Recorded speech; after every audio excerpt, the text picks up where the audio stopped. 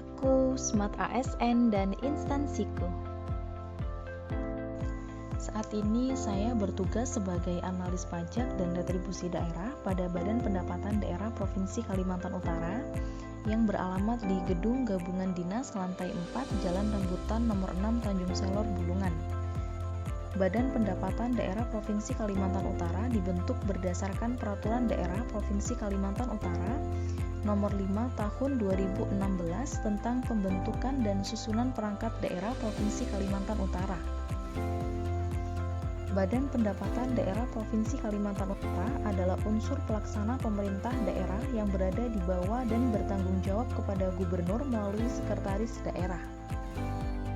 Sebelumnya, perkenalkan, nama saya Risna Nur Anggraini SAK, peserta Latsar CPNS golongan 3, Angkatan 53 kelompok 3. Saat ini saya bertugas di Badan Pendapatan Daerah Pemerintah Provinsi Kalimantan Utara.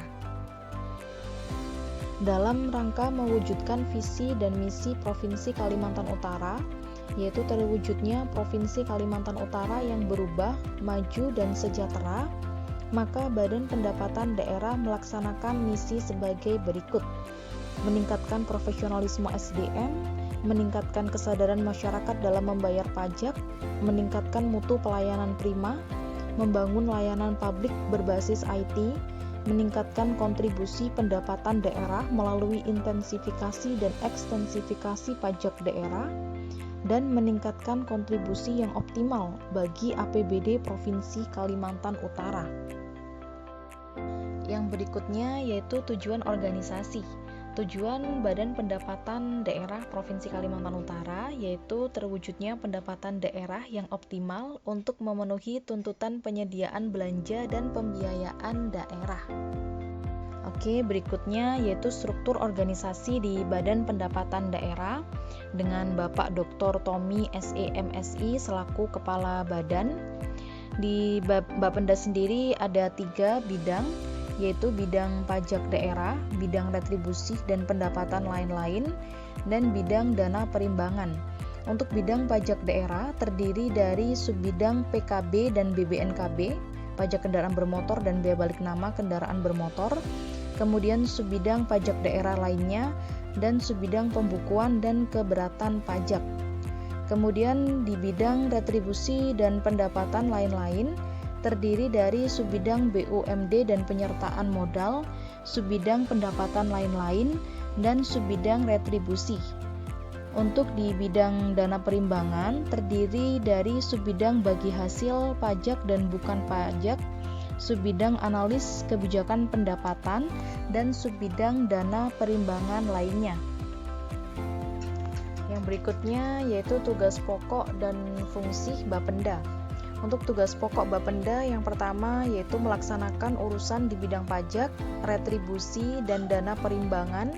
Yang kedua perencanaan, yang ketiga pembinaan, dan yang terakhir yaitu pengawasan pendapatan.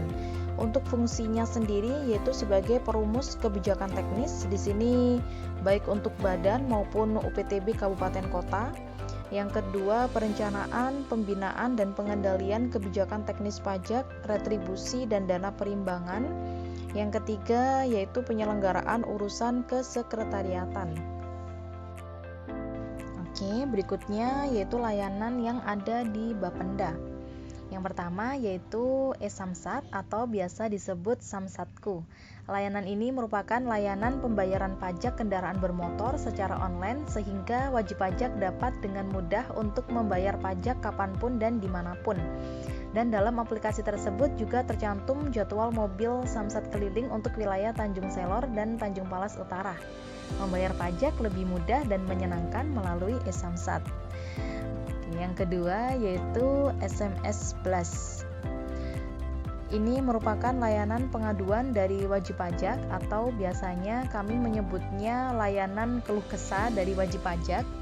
Wajib pajak dapat bertanya atau menyampaikan apapun melalui media ini dan kami selalu berusaha untuk fast respon ya, kecuali jika ada halangan atau lainnya. Sebenarnya layanan ini diperuntukkan untuk pengaduan wajib pajak melalui SMS, akan tetapi terkadang beberapa wajib pajak juga menelpon dan kami tetap melayani dengan sepenuh hati sesuai dengan nilai ASN berakhlak, yaitu berorientasi pelayanan publik. Yang ketiga yaitu online billing. Layanan ini sebenarnya berhubungan dengan SMS 11 tadi ya, karena terkadang wajib pajak menanyakan terkait tunggakan pembayaran pajaknya. Nah, sehingga untuk memberikan pelayanan terbaik dari kami kepada wajib pajak, kami menggunakan aplikasi tersebut. Kemudian berikutnya yaitu UPTB Kabupaten Kota. Untuk pelayanan secara langsung dengan wajib pajak dilakukan oleh UPTB Kabupaten Kota yang tersebar di 5 kabupaten kota yaitu Bulungan, Tarakan, KTT, Nunukan, dan Malinau. Untuk pembayaran retribusi, misalnya retribusi rumah dinas, itu bisa dilakukan di Samsat atau OPD terkait ya. Kemudian untuk retribusi pelabuhan, mangrove, itu bisa dibayar langsung menggunakan karcis dan uangnya langsung masuk ke kas daerah. Kemudian untuk pajak PKB, pajak kendaraan bermotor, BBNKB, bea balik nama kendaraan bermotor, dan PAP, pajak air permukaan dapat dibayar melalui Samsat terdekat. Atau untuk PKB tadi bisa juga dibayar melalui aplikasi e-Samsat ya. Kemudian untuk PPP BBKB, pajak bahan bakar kendaraan bermotor, itu pembayarannya langsung ke kas daerah.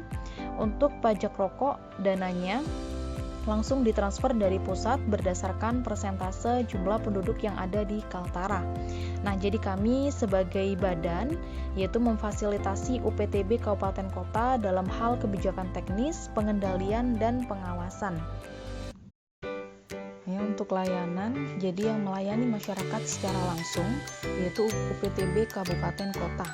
Sehingga untuk mendukung pengoptimalan pelayanan, langkah yang kami lakukan yaitu pemahaman, evaluasi, pengendalian, pengawasan, dan penentu kebijakan teknis pengelolaan pajak daerah. Sehingga standar layanan yang ingin dicapai selaras dengan tujuan Bapenda Prof. Kaltara, yaitu terwujudnya pendapatan daerah yang optimal untuk memenuhi tuntutan penyediaan belanja dan pembiayaan daerah. Keterkaitan tugas saya dengan tujuan instansi sebagai seorang analis pajak dan retribusi daerah, tugas saya yaitu menyediakan laporan realisasi penerimaan pajak, data tunggakan pembayaran pajak, dan data pengajuan keberatan pajak oleh wajib pajak untuk dilakukan analisis dan tindak lanjut sehingga dapat dibuatkan kebijakan teknis oleh badan sesuai dengan kebutuhan UPTB Kabupaten Kota guna pengoptimalan pendapatan pajak daerah. Wujud implementasi Smart ASN yang dapat saya lakukan berintegritas dan profesional dalam menjalankan tugas yang diberikan secara konsisten sesuai dengan nilai dan norma yang berlaku, berwawasan global dan mampu mengikuti perkembangan teknologi informasi.